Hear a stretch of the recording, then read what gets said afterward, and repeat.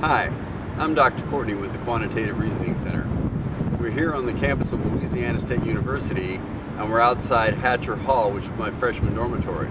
One might think that I learned most of the physics and chemistry and calculus that I learned freshman year in the classrooms. But actually I learned most of all here in my dormitory in Hatcher Hall, because this is where I did my homework. I did 2 or 3 hours of outside of class preparation for each classroom hour. Hi, I'm Dr. Courtney with the Air Force Academy's Quantitative Reasoning Center. Today we're tackling 13.2, number 32. We want to find the point of intersection and the angle of intersection of these two vector curves. So these are two three-dimensional curves, and they intersect at a given point.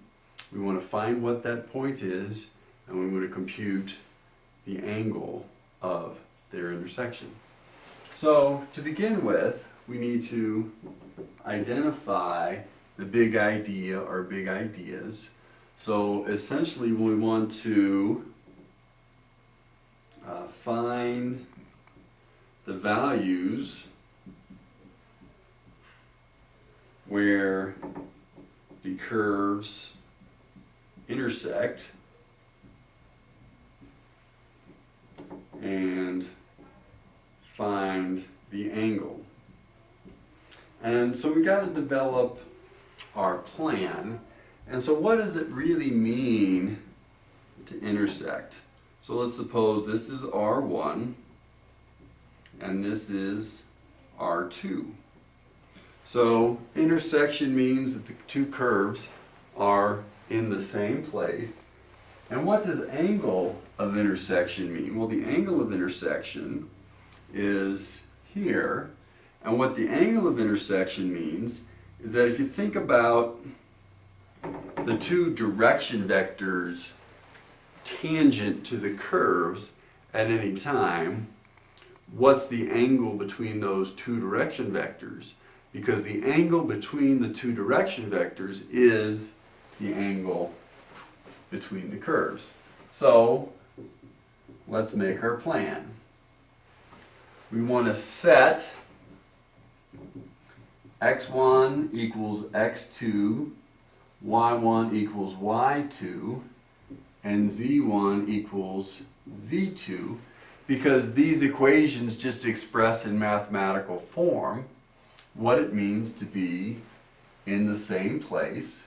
So then we solve, because this is going to give us 3 equations, and so we can solve for 2 unknowns, namely t and s, which are the parameter values where these 3 equations are all true, and then we can substitute back in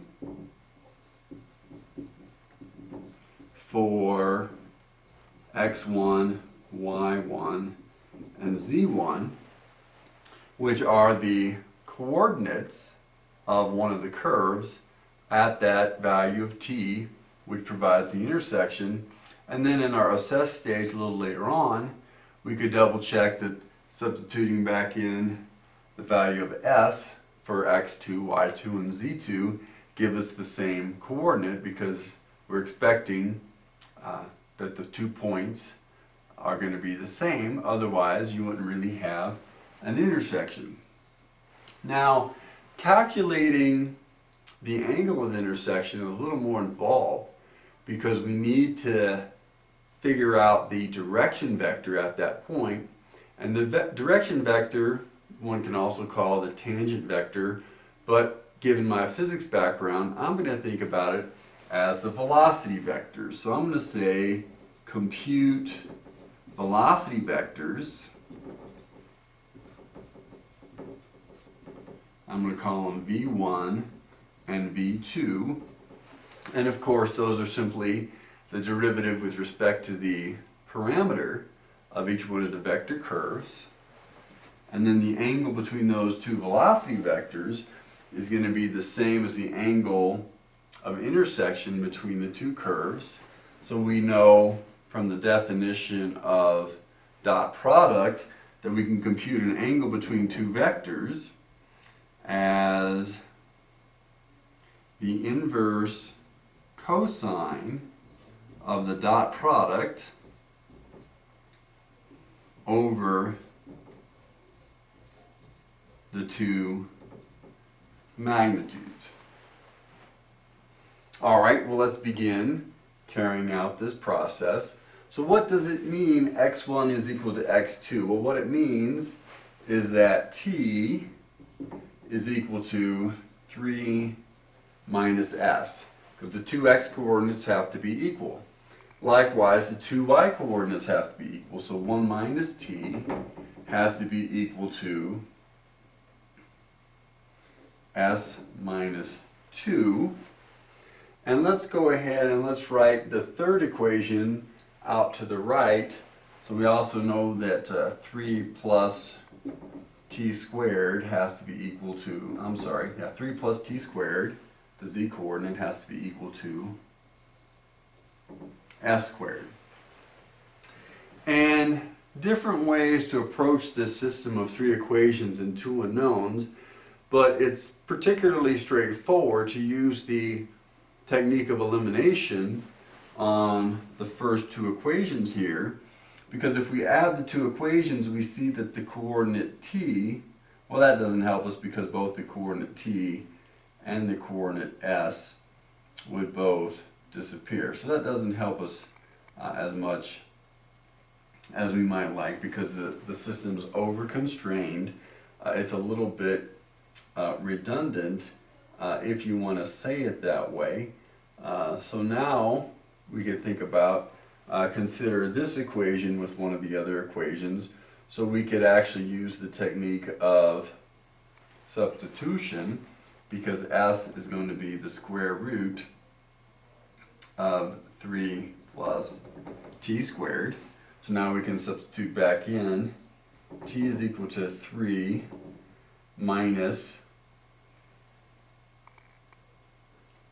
the square root of 3 plus t squared. So now we have an equation in t. We can subtract 3 from both sides.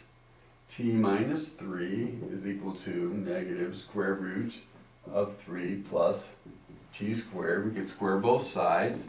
T squared plus 6t, and actually it would be, when you square that left hand side, you get t squared minus 6t plus 9 is equal to, when you square, the negative sign goes away and the radical goes away, so you just get t squared plus 3. So the t squared cancels out on both sides, and you can subtract a 9 from both sides, and you get negative 6t is equal to negative 6, so t is equal to 1. So if you plug back in t equals 1, for example, well, let's just do it here. So s would be 2.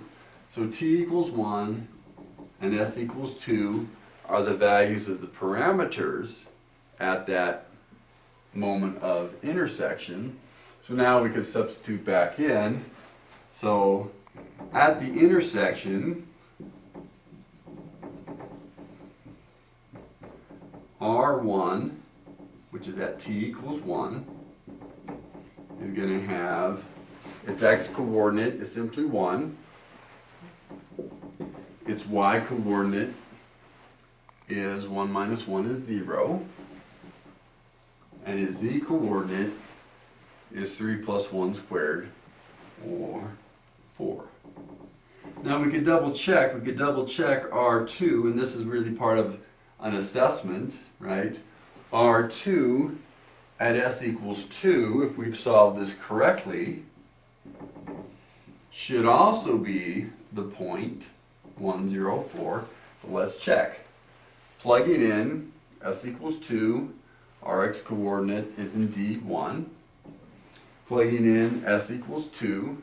Our y coordinate is indeed 0. And plugging in s equals 2. Our z coordinate is indeed c equals 4.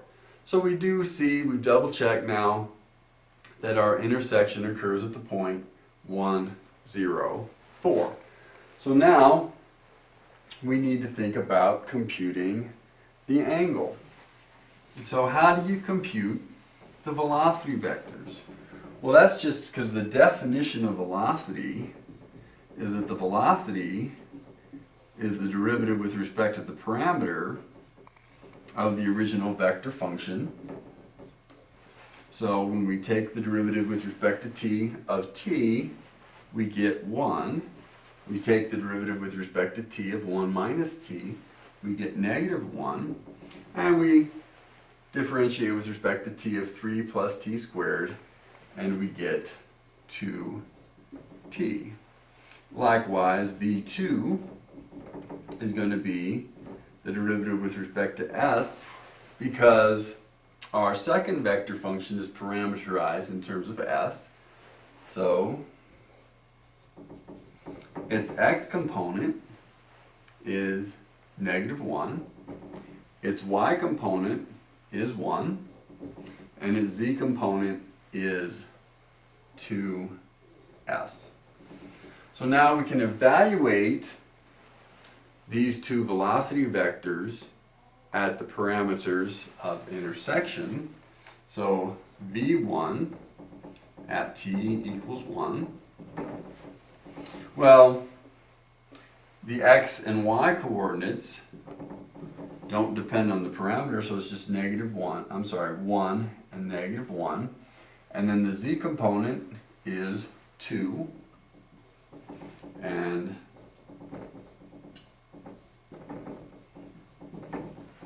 the other velocity vector is negative 1, 1. And then a z component, because we're evaluating at s equals 2, you plug in a 2, and you get 2 times 2 is 4. So the angle of intersection is the inverse cosine of the dot product. So we have to take the dot product of these two vectors.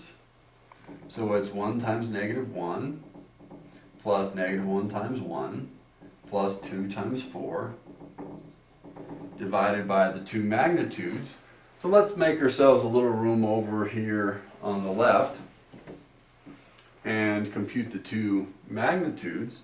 The magnitude of v1 is the square root of the x component squared plus the y component squared plus the z component squared.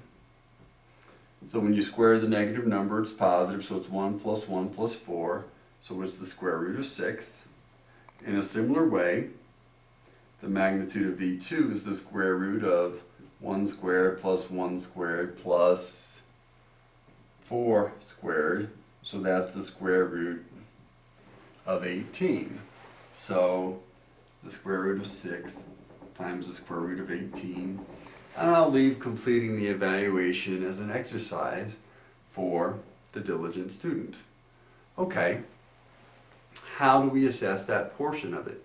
We've already assessed, is the point of the intersection right? What are we expecting for the angle of intersection? Well, a couple of things to think about. One is we need to make sure we're taking the inverse cosine that this number here needs to be between negative 1 and 1. Otherwise, we can't take the inverse cosine, so we know we will have made a mistake if this number is not between negative 1 and 1. So we see the numerator is going to be 6 and the denominator is going to be something larger than 6, so that's going to work out. We need to make sure, because it wants the answer in degrees, we need to double check that our calculator is in degree mode before we believe or trust our number too much. And then we need to, if we could use one of our computer algebra systems and just graph it and visualize those curves and that angle of intersection. Now if we take care that the x, the y, and the z scales are all on the same scale, then we can just look at that angle and say, hey, does that angle visually seem to be close to the angle of intersection that I get with the inverse cosine function? Then we'll have assessed our problem and we'll have more confidence in our result.